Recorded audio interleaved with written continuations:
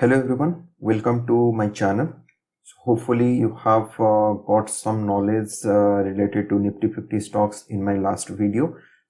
And I feel that last video is bit lengthy and I think it has cluttered a lot of stocks in your mind. So better to arrange these stocks in a manner where you can easily identify which stocks to buy and which stocks to sell in next 1 week.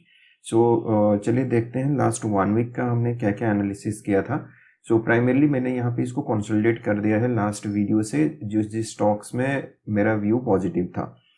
पहला stock देखते हैं Apollo hospital. Apollo hospital में मैंने bye करने के लिए बताया था 5097 के ऊपर ये पॉजिटिव जा सकता है। तो आप देख सकते हैं यहाँ पे 5097 के ऊपर ये 5316 तक गया है। ऑलमोस्ट अगर हम परसेंटेज कैलकुलेट करें तो इट विल बी 3.97%। एनीवे हम टारगेट इसका देख रहे हैं अराउंड 6000 और एसएल हमारा रहेगा 4900। किसी ने अगर बाय किया हुआ है इस लेवल पे then he should be holding it till either it reaches 6000 और 4900 in either way. So basically whatever stocks we will pick, at least we are expecting 15 to 20% and SL will give 5 to 10%. Okay, so that risk to reward will be 1:2. Now the next stock I have suggested is Axis Bank, where my view was positive above 990. 990 के ऊपर ये कभी गया नहीं, ना ही daily basis पे इसने closing दिया है। हम इसमें अभी तक एंट्री नहीं की है, but it has a huge potential as per the technical chart. I think whenever ये 990 ऊपर क्रॉस करता है we should be buying on closing basis, daily basis पे एटलीस्ट। और 990 के ऊपर 15 मिनट्स टाइम फ्रेम में अगर ये थोड़ा सा होल्ड करे then also we can enter. ऐसा रहेगा 953।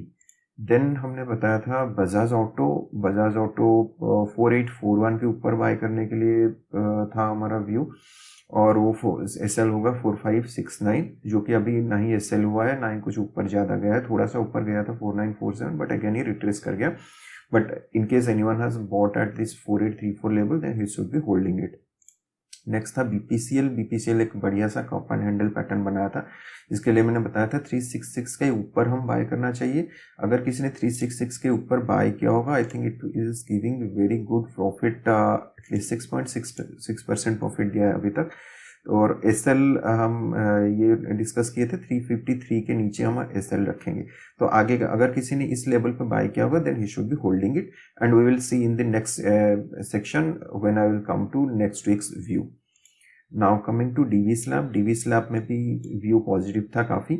ये बहुत अच्छा ब्रेकआउट दिया था नीचे से, बेसिकली काफ़ी डाउन ट्रेंड के बाद फिर ये कंसोलिडेट किया था थोड़ी देर, उसके बाद फिर ये अपसाइड ट्रेंड अब पकड़ लिया है। तो 3627 के ऊपर मैंने बताया था बाय करने के लिए जिनका एग्जिस्टिंग होल्डिंग है। एंट्री करने के लिए नहीं बताया था। एंट्री कहाँ पे होगा हमारा 3946 के ऊपर, ये हम डिस्कस किए थे लास्ट वीडियो में। नेक्स्ट वीक का व्यू क्या रहेगा हम डिस्कस करेंगे in coming chapters. This is अभी तक ये एसएल हिट नहीं हुआ है ना ही टारगेट हिट हुआ है। अगर किसी को एक्यूमुलेट करना होगा तो 3627 के ऊपर वो एक्यूमुलेट कर सकता था। Now coming to Eicher motor में क्या बताया था हमने, एशियर मोटर में 3897 के ऊपर अगर ये क्रॉस करता है, इस तरह का प्राइस एक्शन पैटर्न बनाता है तो अब हम बाय करेंगे। देखिए ये बिल्कुल ऊपर गया ही नहीं, तो इसीलिए मैं बोलता हूँ हमेशा कि एक लेवल को वेट कीजिए, उस लेवल के ऊपर ही हम सिर्फ बाय कर सकते हैं। उस लेवल से आसपास या उससे नीचे कभी बाय करने की कोशिश मत करना, otherwise will get trap.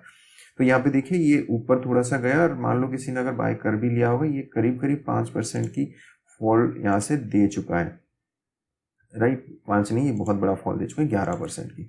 Better अभी इसमें कुछ नहीं करना है, इसमें बाय तभी आएगा जब ये लेवल को ब्रेक करेगा, अदरवाइज नीचे कोई प्राइस एक्शन बनाएगा। अभी इससे दूर रहना है हमें। देन एचसीएल टेक एक स्टॉक है जिसमें हमारा व्यू काफ़ी पॉजिटिव था, क्योंकि नीचे से कंसोलिडेट करके यहाँ पे थोड़ा सा नीचे से डब्ल्यू पैटर्न बना के यहाँ पे कंसोलिडेट करके उसके बाद फिर ये ऊपर की तरफ ट्रेंड दिया था लास्ट वीक। तो अभी ये टारगेट प्लान ये था हम 1187 के ऊपर बाय करेंगे, सीएमपी पे मैंने बताया था। और एसएल हम रखना था 1158, क्योंकि देख रहे हैं अभी एसएल हिट हो चुका है। अगर किसी ने बाय किया होगा 1188 के ऊपर then I think he should be exiting at this position, because यहाँ से ये जो कैंडल जैसे बना है इसको देख के लग नहीं रहा है कि ये अभी पॉजिटिव ट्रेंड पकड़ेगा। हो सकता है यहाँ तक आ जाए 1080 या 1067 तक आ सकता है। या फिर 1010 तक भी आ सकता है। तो बेटर, ये काफ़ी बड़ा रिस्क हो जाता है यहाँ पे। एस भी अगर आप यहाँ पे लगाएंगे 1010 को, I think it is very huge S. इतना एस हम कभी रखते नहीं है यूजुअल इन्वेस्टमेंट, ये 15% की एस है, इतना मैं प्रिफर नहीं करता हूँ। तो it is up to you. I think if anyone has purchased at this level 1188, he should be exiting at 1157 as per the plan we have discussed. Then IndusInd bank में मैंने बताया था 1374 के ऊपर बाय करने के लिए, 1374 के ऊपर गया था काफ़ी, लेकिन फिर से ये रिट्रेस हो गया। बट ये हमारी एसएल अभी तक हिट नहीं किया है 1273, तो अभी इसको होल्ड करना चाहिए। मुझे लग रहा है ये काफ़ी अच्छा ऊपर जा सकता है। देन हमने डिस्कस किए थे एमएनएम बहुत अच्छा रैली दिया है, 1452 के ऊपर मैंने बताया था बाय करने के लिए, और एसएल हमारा था 1371। तो अभी देखिए यहाँ से कितना करीब करीब हम देखेंगे, ये ऑलमोस्ट 7.67% विद इन वीक इसने रैली दे चुका है। अभी इसको होल्ड करना चाहिए, आराम से इसको होल्ड करके हम एटलीस्ट 15 से 20% की इसमें प्रॉफिट होने तक वेट करेंगे, फिर देखेंगे प्राइस एक्शन क्या बोलता है। अगर ऊपर के साइड जाता है हम होल्ड करते रहेंगे, अदरवाइज प्राइस एक्शन अगर ऊपर की तरफ नेगेटिव बनेगा हम एग्जिट का सोच सकते हैं।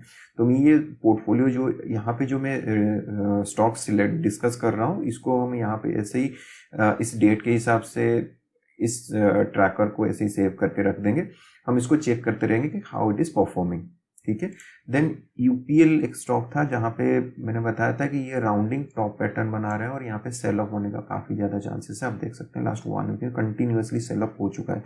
अगर लास्ट 1 वीक का देखें ये कितना परसेंट सेल ऑफ हो चुका है, ये करीब करीब 3.68% सेल ऑफ हो चुका है। जैसे मैंने लेवल बताया था 652 के नीचे ये मैसिव सेल ऑफ हो सकता है टिल 608। अगर ये 608 को ब्रेक करता है देन और एक ह्यूज डाउनफॉल देखने को मिल सकता है। अभी इसमें कोई भी बाय या होल्डिंग की बिल्कुल कुछ है नहीं, तो अभी इसमें एग्जिट कर देना। अगर किसी ने ऊपर के लेवल से बाय किया है तो होल्ड इसको एग्जिट कर सकते हैं। नीचे के लेवल से भी बाय किए हैं तो भी एग्जिट कर लीजिए, क्योंकि यहाँ पे हो सकता है ये बहुत हेवी डाउनफॉल हो जाए। इसको किसी भी हालत में ना होल्ड करने की कोई सजेशन रहेगा, ना ही इसमें बाय करने का। इसमें हाँ इंट्राडे के लेवल पे आप देख सकते हैं 652 लेवल जैसे ये क्रॉस करता है तो एक सेल ऑफ आ सकता है। इंट्राडे में शॉर्ट सेल इसको किया जा सकता है। उसके बाद मैंने बताया था विप्रो, जहाँ पे हमने ये काफ़ी मासिव डाउन ट्रेंड के बाद यहाँ पे धीरे धीरे ये कंसोलिडेट कर रहा है और धीरे धीरे ऊपर जाने की कोशिश कर रहा है। तो इसको ये बहुत अच्छा पिक हो सकता है, क्योंकि आईटी सेक्टर अब धीरे धीरे बूम होना स्टार्ट हुआ है। ये मैसिव डाउनफॉल हो चुका है और ये नीचे कंसोलिडेट कर भी रहा है। तो यहाँ पे अगर ये 445 लेवल को ध्यान से इसको ट्रैक करते रहे ना, 445 के ऊपर अगर ये निकलता है देन हम इसमें बाय कर सकते हैं। टारगेट बहुत अच्छा मिलेगा। लाइक हम अगर यहाँ से कैलकुलेट करें, कोई अगर 445 में बाय कर रहा है तो इमीडिएट टारगेट हमें 37% मिल सकता है 612 तक।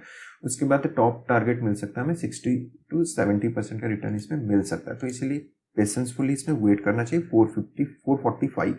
लेकिन अगर ये 445 से पहले कोई रिस्क लेके यहाँ पे बाय कर लेना चाहता है तो मुझे नहीं पता ये कितने दिन, और या फिर हो सकता है ये 6 महीने या 1 साल या 2 साल यहाँ पे कंसोलिडेट करने लग जाए। तो अभी इसमें फिर हमारी मनी यहाँ पे ब्लॉक हो जाएगा। तो better to wait till it give a breakout over 445 and then we should be buying it. तो मैं भी इसको ट्रैक कर रहा हूँ। आज सुना हम इसको वीकली बेसिस में एनालिसिस करेंगे। जैसे ही ये ऊपर की तरफ आएगा मैं इस चैनल के थ्रू बताता रहूँगा।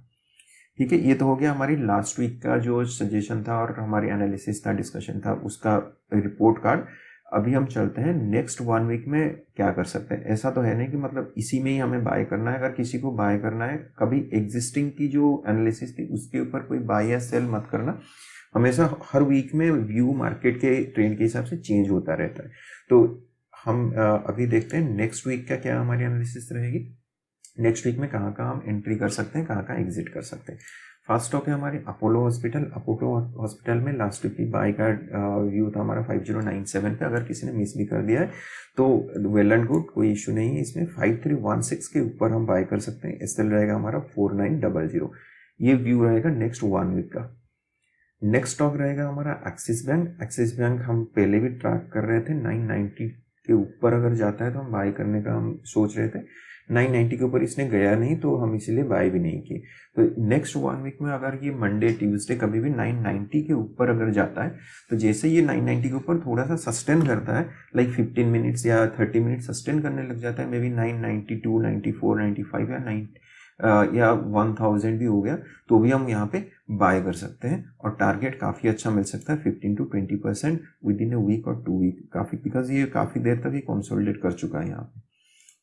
नेक्स्ट स्टॉक आती है हमारी बीपीसीएल। बीपीसीएल जैसे मैंने था कप एंड हैंडल पैटर्न बना रहा है और ये एकदम से आके रेजिस्टेंस लेवल पे रेजिस्टेंस ले रहा है, तो मुझे नहीं लग रहा है यहाँ पे ये रेजिस्टेंस लेके नीचे जाएगा। मोर चांसेस है कि 398 को ये क्रॉस करे और एक अच्छा सा रैली देखने को मिल जाए। अगर ये क्विकली चार्ट पे हम देख लेते हैं, अगर ये 398 के ऊपर ये क्रॉस करता है तो बहुत अच्छे से हमें इस लेवल को देखने को मिल सकता है 469। तो अगर हम चेक करेंगे कि कितना 469 होगा हमारा, करीब करीब 17 to 18% ये रैली हमें देखने को मिल सकता है। तो पेशेंसफुली वेट कीजिए, 398 के ऊपर आता है तो हम बाय कर सकते हैं और एसएल हमारा रहेगा 381। अगर रिस्क टू रिवार्ड देखेंगे तो यहाँ पे 381 बन रहा है हमारा करीब करीब 4%, 4 to 5% एसएल रखेंगे और हमारी टारगेट बनेगी 17 to 20%। ठीक है, नेक्स्ट स्टॉक आती है हमारी डीवीएस लैब। डीवीएस लैब भी काफ़ी अच्छे से होल्ड किया है अपने आप को विथ ए अप ट्रेंड। ये कहीं पे नेगेटिव मुझे दिख नहीं रहा है अभी। जैसे लास्ट टाइम बताया था, जो एग्जिस्टिंग होल्डिंग करके चल रहे हैं 2993 से लेवल से बाय करके चल रहे हैं, वो यहाँ पे 3627 पे एक्यूमुलेट कर सकते हैं और हमारी फ्रेश एंट्री का टारगेट था 3946 को क्रॉस करेगा तभी हम बाय करेंगे। बट अभी ये लास्ट 1 वीक में जैसे परफॉर्म किया है, मुझे नहीं लगता हम 3946 तक वेट करना चाहिए।